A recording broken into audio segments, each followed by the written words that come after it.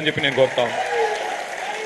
ఇప్పుడు మాట్లాడే ముందు పత్రికా మిత్రులు వచ్చారు. వచ్చి వారు కలిసి అన్న మాకు కూడా సమస్య ఉంది, మీరు ప్రస్తావించాలి అన్నారు. నేను ఆశ్చర్యపోయా.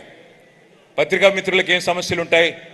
మరి పత్రికల్ని చూసే మంత్రి గారిది సత్తుపల్లి నియోజకవర్గమే కదా, ఐఎన్పిఆర్ మినిస్టర్ గారు, మరి వారికి ఏం సమస్య ఉంటుందని నేను అనుకున్నా.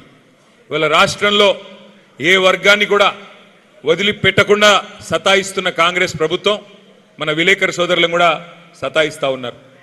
మన ప్రభుత్వం ఉన్నప్పుడు ఆనాడు మరి నియోజకవర్గ స్థాయిలో పనిచేసే రిపోర్టర్లు ఎవరైతే ఉంటారో వారికి వారి హోదాను గుర్తిస్తూ మీరు నియోజకవర్గ స్థాయిలో తాలూకా స్థాయిలో పనిచేస్తున్న మరి పత్రికా సోదరులుగా గుర్తించి గౌరవించి వారికి కార్డులు ఇచ్చేది.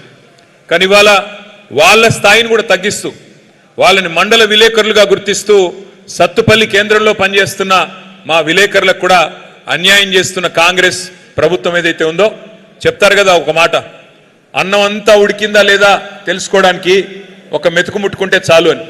అట్లాగా ఈరోజు చివరికి విలేకరులను కూడా వదలకుండా వేధిస్తున్న కాంగ్రెస్ ప్రభుత్వం, ముఖ్యంగా ఐఎన్పిఆర్ మంత్రి గారికి నేను సత్తుపల్లి వేదికగా విజ్ఞప్తి చేస్తా ఉన్నా.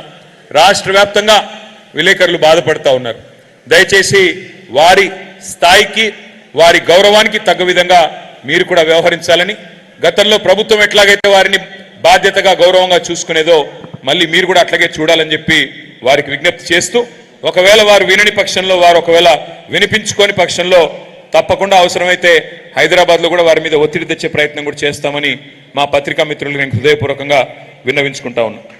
మరి ఇక్కడికి వచ్చిన మా అన్నదమ్ముళ్ళు, మా అక్క చెల్లెలతో నేను ఒకటే ప్రార్థించేది, మీరందరూ గత 25-26 సంవత్సరాలుగా కేసీఆర్ గారి నాయకత్వంలో ఏ రకంగా మనం పోరాడి